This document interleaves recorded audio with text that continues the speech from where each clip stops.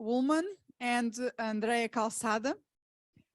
We will have just a little short time because we are very delayed for a few questions, just 5 minutes, please.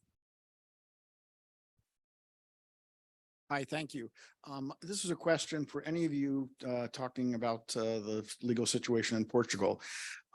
It's my understanding that a great deal of intimate partner violence, some researchers estimate about 50%, is what they call common couple violence, where both parties are violent towards the other, they throw things at each other, they slap each other, and so forth. And much of the discussion of handling of custody arrangements when there's intimate partner violence presupposes that there is an aggressor and a victim. And so I'm wondering how in Portugal do they handle cases where there isn't an aggressor and a victim, where you have common couple violence and you can't identify one parent as the aggressor. Can I answer? Sure. In Portugal, situations where both parents are aggressor, very often these children are institutionalized. If we don't have another family members that are able to take care of the children, the court decides to take out the children away from both parents and they go to a child care. That's exactly what we are talking. It's in that cases, when that happens, we have a specific law when children are in danger, and we have a few measures. And the most drastic measure would be, maybe this one, would be go to an institution and be a foster child. But we have another measures, as Sandra was saying, for instance, taking care with another family member, or even in the most extreme cases, it could be children could be placed for adoption, but that would be the extreme cases, but that would be the measures. Thank you for the question. Yeah, it's working. I have a question for you, Sandra. You're fond of case studies, and I'm from the Netherlands. And I have a case study in which a father, and I would vouch for him, he is a perfectly good and nice father, but he was confronted with false allegations and corrupt courts in Portugal, especially in the countryside, where the courts are small. And there seems to be no real fact-finding in Portugal. Is it, could you react to that? Because of course, when there's criminal behavior, there should be real fact-finding and a certification if it really happened. So how do you deal with false allegations? In this case, by the way, the mother later moved to Gibraltar. She needed permission of the father for that. And because she needed this permission, she all of a sudden allowed the father to see the child, his daughter, in Gibraltar. Now she is moving back to Portugal, and the father doesn't dare to come to Portugal because on false allegations, he was convicted of domestic violence. So that seems to be possible in Portugal. Maybe you can react to it. Well, it's two different situations, because one thing is to have false allegations and we need to prove it, and we make that proof in criminal courts, not in family courts. In the same while, at the same time, we have when we have a claim of domestic violence and there is a child in the middle, authorities starts a child protection case in family courts. And these family courts have to apply measures, protective measures, even without knowing yet if it is a false claim or if it's a real situation. The problem here is, one thing is to have a conviction of the crime, and we can appeal to the superior courts of that decisions, and that is in criminal courts. And the other thing is the parental regulation model that will be applied by family courts that must comply with the criminal court's decision about conviction or restricted orders that are applied. So the family court cannot and should not go against what is the criminal court decision without serious proof that they are corrupted or that there was proof in contrary to undermine that decision. So one thing is to have a conviction and by a crime, and the other thing is to say that, well, the court is corrupted and that was not a serious decision and I didn't commit the crime. But then you need to prove that, and it's very, very difficult.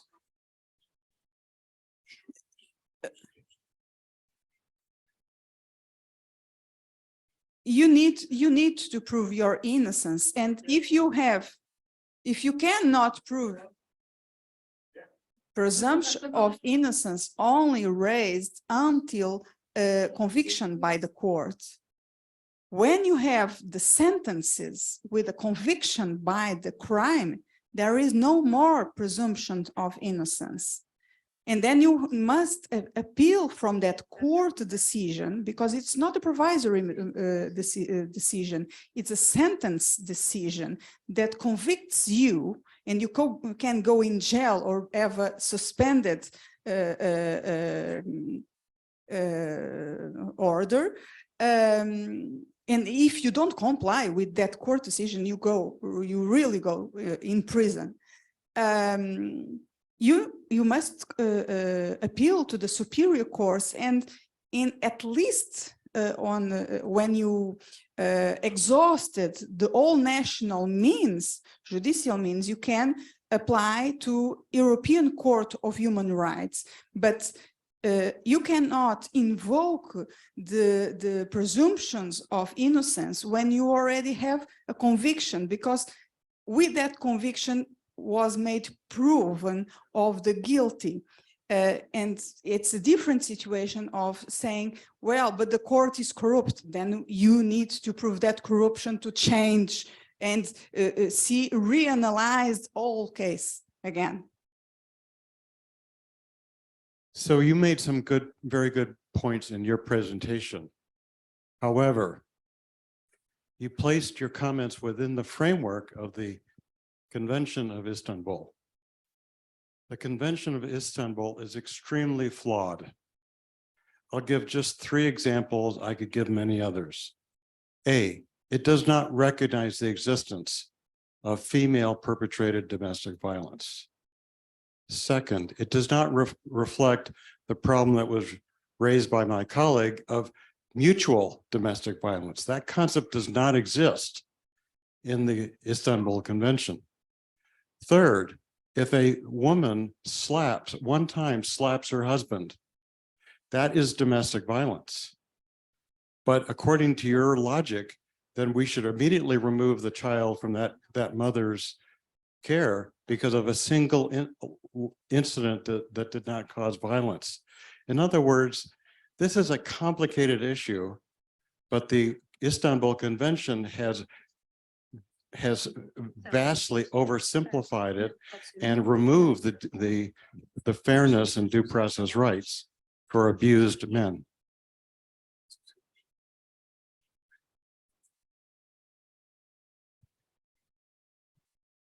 To answer the question. Oh, okay, sorry, I thought you want to answer. Well, do you want to answer this? I can make a comment. It's not specifically an answer. No, I have a microphone. Oh, yes. I can make a comment. I understand where you're coming from, but that's not what happens. So I mean, if there's a slap, as you say, that doesn't necessarily mean that the child is taken from the family. So that's a leap of a presumption that doesn't happen exactly like that. In general, we have to look at the facts specifically in the case and then see what is the best interest of the child, of course. So I understand that you said that the Istanbul Convention is flawed, but of course, there are things that must be taken into account, and most of them you pointed out, but that doesn't mean that some of the things that are in the Istanbul Convention can't be also taken in consideration in some decisions. So I believe that what Sandra was saying, I understand that that's where you're coming from, and that's I respect it, of course. But that's my comment. I don't know if Sandra has something, because I don't believe that Sandra was saying exactly like that. So so I understand where you're coming from, but I don't exactly agree with it. But thank you. I neither like the Istanbul Convention, mostly because of the name. I would prefer to refer to her as a Constantinople Convention because I'm Greek, but this is just for fun. Seriously, there is a law produced after the Istanbul Convention even by Grevio and by other organs of the Council of Europe. I mean that it's recognized, it is a clear distinction between violence against women and domestic and family violence. Family violence can be addressed against women, men, and children, any kind of violence. And also, please keep in mind that the remarks of Grevio is that in order to reduce family violence, we need to obtain more and more equality between men and women. In such a sense, I do not object as much as the Istanbul Convention, but about the practices that have followed the first years of the application of the of this convention. And right now, the Council of Europe is producing more law around the question of violence against women, especially about the rights of the children's rights. And we all, Sandra and Peter and others, we participate to the INGO's committee preparing the new recommendations about children's rights and about more modern and more developed techniques of protection of human rights. Thank you. It's the last question now, and we need to finish because it's another round table next. Thank you. I wanted to add to the complexity of what Dr.